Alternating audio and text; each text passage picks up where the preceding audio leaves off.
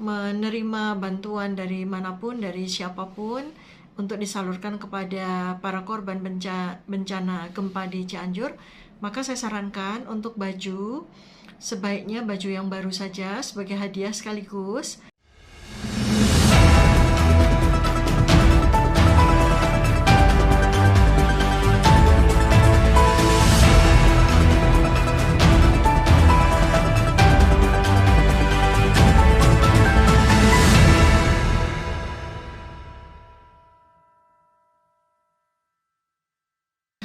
Beberapa hari ini kita baca ada masukan dari para korban gempa Cianjur tentang dua hal yang penting yang ingin saya sampaikan kepada para dermawan sekalian. Yang pertama adalah keluhan mereka atas pemberian baju-baju bekas itu ya, yang ternyata mereka tumpuk tidak bisa digunakan lagi. Nah, memang kita semua juga sangat ingin membantu dengan apa yang kita miliki ya, tapi kalau itu adalah untuk baju, sepertinya lebih baik kalau kita memberi yang baru sebagai hadiah.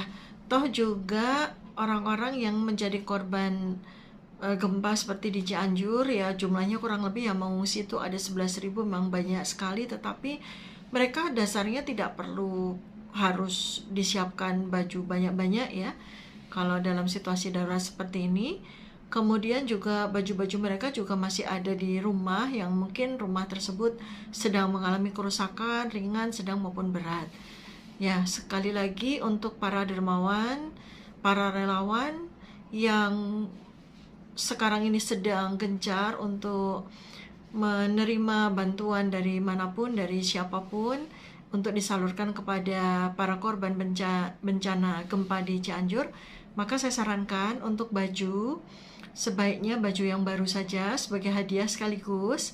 Kemudian juga yang sangat penting ya untuk mereka itu seperti selimut, kemudian alas tidur itu jauh lebih penting dibandingkan baju ya, apalagi kalau baju itu baju bekas atau baju yang bekas ya, karena mereka banyak mengeluh bajunya udah bolong-bolong sampai akhirnya terpaksa menjadi sampah ya di sana. Kemudian yang kedua adalah tentang bahan makanan yang disalurkan oleh para dermawan.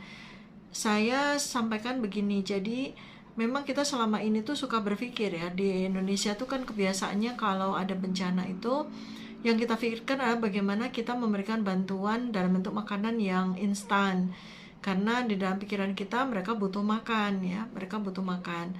Tetapi sebetulnya orang itu dalam bencana apapun itu masih lebih tahan lapar ya, artinya sehari 2 hari terjadi bencana itu masih lebih tahan lapar. Dan kalau seandainya mau mengirimkan bantuan dalam bentuk bahan makanan, jangan dibiasakan untuk memberi mie instan ya, karena mie instan itu kan hanya mencegah lapar.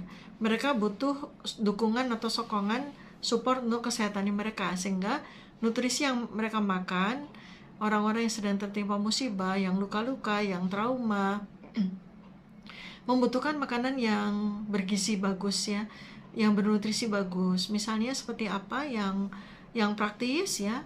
Satu, susu ya, susu yang ada dalam kemasan yang mudah untuk dibagi-bagi dan disimpan tahan lama. Kemudian berikutnya adalah telur ya, telur itu bisa dikirim dengan kerat-kerat kayu, seperti kalau kita lihat ya, telur dikirimkan dari peternakan ke toko-toko itu kan mereka menggunakan kerat-kerat kayu, jadi cukup aman kalau disalurkan ke tempat-tempat pengungsian. Dan telur itu kan tahan lama ya. Kemudian berikutnya lagi adalah buah-buahan yang masih ada kulitnya gitu, yang buah-buahan yang tahan lama itu sangat bagus untuk diberikan kepada para pengungsi. Kemudian sayur-sayuran yang berbentuk buah ya, jangan sayur yang daun, karena sayur yang daun itu mudah busuk ya. Dan lagi pula mereka juga banyak kok sayuran daun di kampung-kampung itu, di desa-desa itu banyak sekali, apalagi Cianjur itu daerah yang amat sangat subur. Kalau Anda mau mengirimkan sayur-sayuran itu yang dalam bentuk buah, misalnya labu ya, labu-labuan, kemudian terong-terongan seperti itu, tomat ya, banyak sayuran berbentuk buah yang bisa Anda salurkan. buah sukun ya, kemudian juga ada umbi-umbian ya, itu juga bisa Anda salurkan. Tetapi hindari atau kurangi ya, kita memberikan makanan yang instan ya, seperti mie instan itu ya, jumlahnya terlalu banyak dan sudah banyak keluhan dari para pengungsi.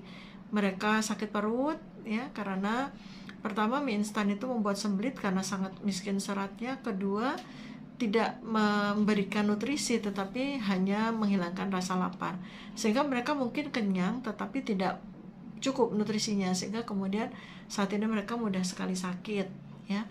Itu yang ingin saya sampaikan terkait dengan feedback ya dari para pengungsi. Kemudian berikutnya tak kalah penting tuh, sebetulnya kalau kita mau nyumbang sekarang ini yang paling menderita itu adalah orang-orang yang kehilangan rumahnya ya, sudah didata oleh pemerintah Kabupaten Cianjur.